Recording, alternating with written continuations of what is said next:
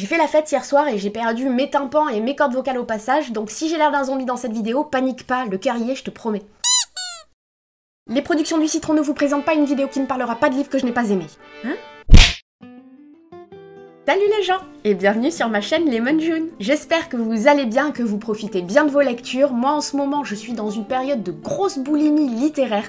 J'enchaîne vraiment les lectures, elles sont toutes géniales. C'est vraiment une phase que j'adore, qui est super, donc j'en profite à fond. Toujours est-il que j'ai eu envie de vous présenter 3 de mes lectures récentes au sein d'une même vidéo, parce que même si elles sont très différentes, vous allez voir, elles abordent chacune à leur manière le thème du mal de vivre et de l'angoisse. Il y a de la joie. Bonjour, bonjour les hirondelles, il y a de la joie. Ok, c'est vrai que je vous promets pas des lectures qui vont vous faire rire aux éclats, par contre je peux vous garantir que leur but n'est pas de vous mettre au fond du seau pour autant. Dedans, vous aurez de quoi faire défiler les pages au rythme du suspense, de l'aventure, ou de la vie tout simplement. Et il y a même un très beau coup de cœur dedans. Tu viens ? Le premier livre dont je vais vous parler nous emporte dans le New York des années 20 et 30, entre prohibition, jazz, krach boursier et mafia, et il s'agit de Maisie, sainte patronne des fauchés et des assoiffés, écrit par Jamie Attenberg et paru aux éditions Les Escales en 2016. Je n'ai même pas envie d'attendre pour vous dire que cette lecture a été un énorme coup de cœur parce qu'elle est vraiment d'une grande qualité, autant par son écriture que par sa structure ou encore son histoire. Maisie, sainte patronne des fauchés et des assoiffés est un roman polyphonique, c'est-à-dire qu'à l'intérieur, une journaliste va interviewer plusieurs personnes qui vont fouiller dans leur mémoire et se relayer pour nous raconter la vie de Maisie, qui était une sorte d'icône locale dans le Manhattan des années 20. Mais le plus gros du roman, il est composé des pages du journal intime de cette fameuse Maisie, et grâce à ces différents supports, c'est le portrait d'une femme atypique et haute en couleur qui va apparaître. Attention par contre, je précise qu'il s'agit d'une fiction, même si elle prend des airs de témoignage réel. De son arrivée à Manhattan où elle était encore une petite fille, jusqu'à l'arrêt de son journal où Maisie est devenue une femme mûre qui a tenu pendant plus de 20 ans la billetterie d'un cinéma, on va suivre ses aventures dans le New York des années 20 qui va être bouleversé par la Grande Dépression, et la petite histoire va s'inscrire dans la grande. Maisie, c'est une drôle de sainte qui est surtout comme un oiseau en cage, et personnellement je l'ai immédiatement aimée. Elle aime porter de jolies robes, faire la fête, sortir, flirter avec les hommes, mais elle dépérit d'être coincée dans son quartier entre sa sœur et son beau-frère qui est une sorte de bandit au grand cœur. Elle rêve d'une liberté que sa situation familiale ne peut pas lui permettre, alors pour exprimer sa révolte et son mal de vivre, elle va compenser avec un énorme bagout et quelques excès. J'ai vraiment adoré son personnage provocateur qui est à la fois poétique et vulgaire, parce que Maisie, c'est une femme d'une incurable bonté qui a envie d'aider les autres, mais attention, ça ne va pas être la sainte qui va vous tendre la main avec son sourire bienveillant, non, ça va plutôt être la grande gueule qui va vous enguirlander clope au bec avant de tout faire pour vous. Dans le Manhattan de Maisie, il y a des nonnes, des prostituées, des fous, des escrocs, des hommes d'affaires ruinés et des marins de passage qui vont se côtoyer. Au fur et à mesure du roman, on voit défiler plusieurs portraits du New York de l'époque, et c'est tout un monde fourmillant de petits bonheurs mais aussi de gros coups durs qu'on va découvrir comme si on y était. Grâce à la forme du journal intime et du témoignage, on se sent vraiment au plus près des événements qui nous sont relatés, et j'ai trouvé que cette lecture elle impliquait un fort investissement émotionnel de la part du lecteur. En plus de ça, l'écriture de Maisie, elle est brutale, elle est crue, mais elle est aussi terriblement sensible, et j'ai trouvé qu'elle était merveilleusement adaptée pour retranscrire cet univers qui a un côté fascinant dans l'imaginaire collectif, mais aussi sombre et misérable. Dans ce livre, on s'attache autant à l'héroïne qu'aux personnages qui l'entourent, et au fur et à mesure des pages, on découvre la complexité de leur existence. Les problématiques qui sont posées, elles peuvent paraître terriblement ordinaires, mais elles sont surtout très partagées et elles font écho chez le lecteur. Comment conjuguer indépendance et liberté avec attachement familial ? Comment se soutenir et s'aimer dans la différence ? Comment aider lorsqu'on se sent soi-même démuni ? Mais ce qui m'a vraiment pris au cœur dans cette lecture, c'est cette conviction très forte que souhaiter le bonheur de quelqu'un, ce n'est pas désirer pour lui ce qu'on estime être le mieux personnellement, mais le laisser être heureux à sa façon. Cette lecture, elle m'a laissé une foule de sensations très puissantes au cœur, et je pense sincèrement qu'elle a de quoi conquérir un grand nombre de lecteurs. Maisie, c'est un cri d'espoir et de révolte qui nous fait comprendre l'importance de vivre entièrement,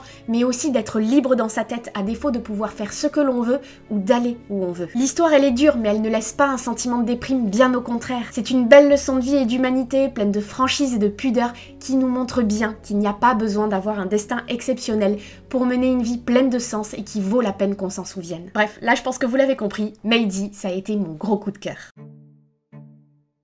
Ça faisait plusieurs mois que j'entendais parler sur la toile du dernier livre de Delphine de Vigan, d'après une histoire vraie, et quand j'ai vu qu'il était sorti au format du livre de poche, je me suis très sereinement jetée dessus. Si vous ne la connaissez pas, Delphine de Vigan est une auteure et réalisatrice française qui fait quand même pas mal parler d'elle ces dernières années, et son roman D'après une histoire vraie a reçu en 2015 le prix Goncourt des lycéens. Personnellement, je me fous plus ou moins royalement des prix littéraires qu'a reçu un livre quand je le choisis, mais c'était pour vous mettre au courant. Dans ce roman écrit à la première personne, nous nous trouvons face à une narratrice qui s'appelle Delphine et qui est écrivain. Après, c'est à vous de voir s'il s'agit de l'auteur ou non.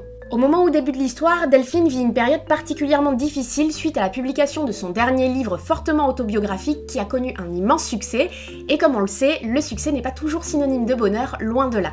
La narratrice est désormais rongée à l'idée d'avoir tout dit et de ne plus pouvoir rien écrire, et en plus les attentes de ses éditeurs mais aussi du public renforcent ses angoisses et finissent par la paralyser. C'est dans cette période de véritable crise créative et existentielle que Delphine va se rendre à une soirée et y rencontrer une femme qu'elle appellera alors elle, rien à voir avec Death Note, et avec laquelle elle va se lier d'amitié. Très rapidement, elle va prendre une place centrale dans la vie de Delphine, tant et si bien qu'on en vient vite à se demander si derrière l'amitié, il n'y aurait pas comme un arrière-goût d'envahissement et de malsain. La suite, ce sera à vous de la découvrir si vous décidez de vous lancer, mais pour vous teaser un peu, je peux vous le dire, un gros mystère plane sur ce livre, et ce sera à vous de faire votre choix à la fin.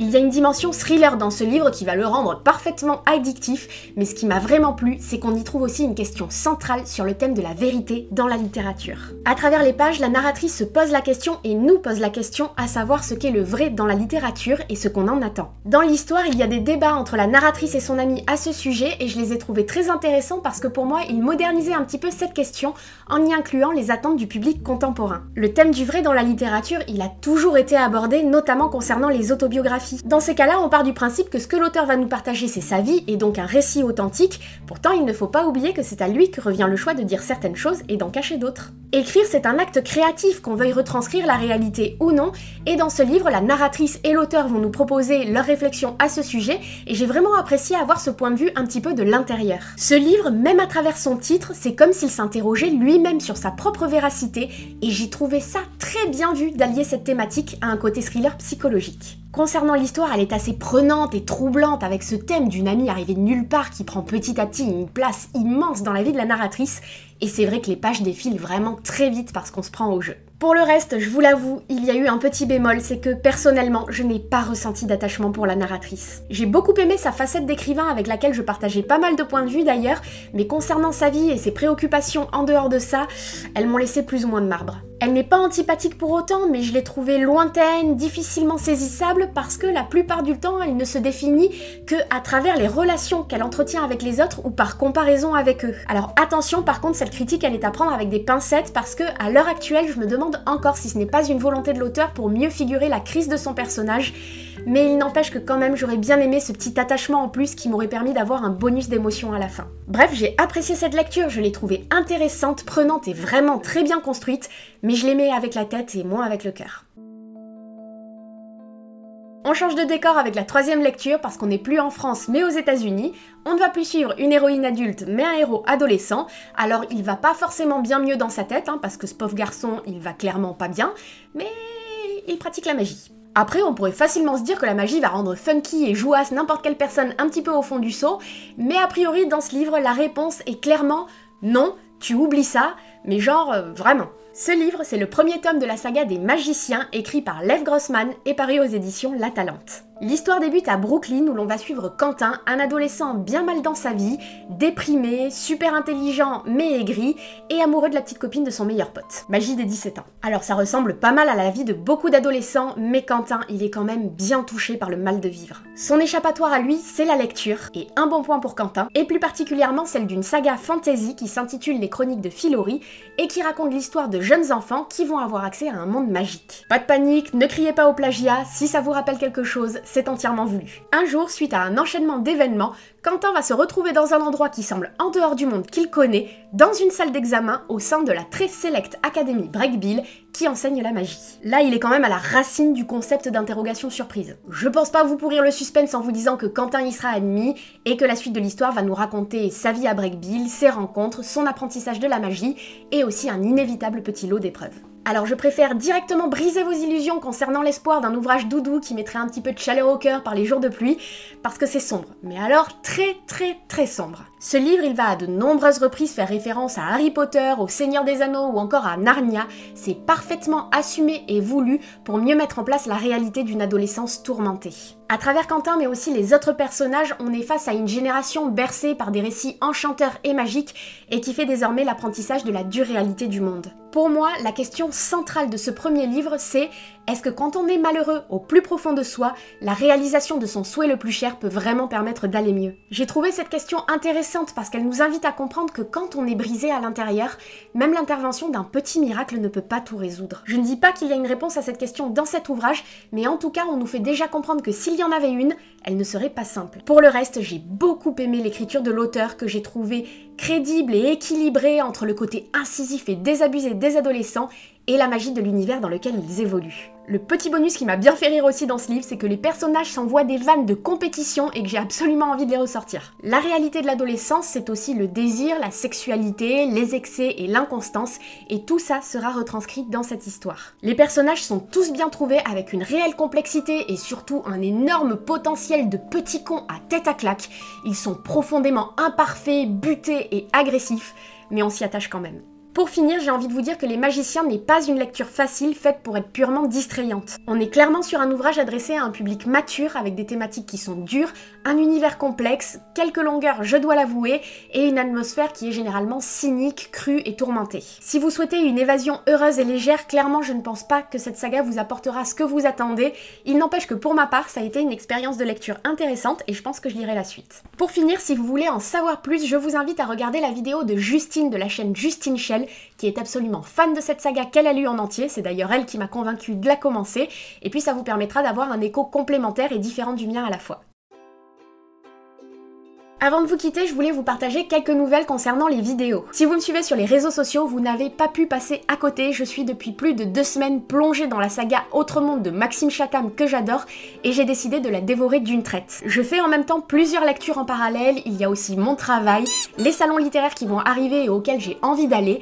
Bref, tout ça pour vous dire que dans les 6 semaines à venir, il va plus souvent y avoir une vidéo toutes les 2 semaines sur ma chaîne qu'une vidéo chaque semaine. Et après, je reprendrai mon rythme normal. Voilà. Cette vidéo est maintenant terminée et j'espère qu'elle vous aura plu. Pour ma part, j'ai vraiment été contente de faire ces 3 lectures très différentes parce que j'ai trouvé qu'elles abordaient de manière intéressante et intelligente plusieurs facettes du mal de vivre sans qu'on tombe dans des explications ni des solutions faciles. Maintenant, je vous attends en commentaire pour que vous puissiez me dire si l'une de ces lectures vous tente plus que les autres et que vous puissiez répondre à cette question. Si vous aviez l'occasion de plonger dans le monde d'un livre, lequel est-ce que vous choisiriez? En attendant de vous retrouver dans une prochaine vidéo qui sortira la semaine prochaine ou celle d'après, on sait pas, je vous laisse comme d'habitude, je l'espère, entre les pages d'excellents livres et je vous embrasse sans tourment avec joie et plaisir.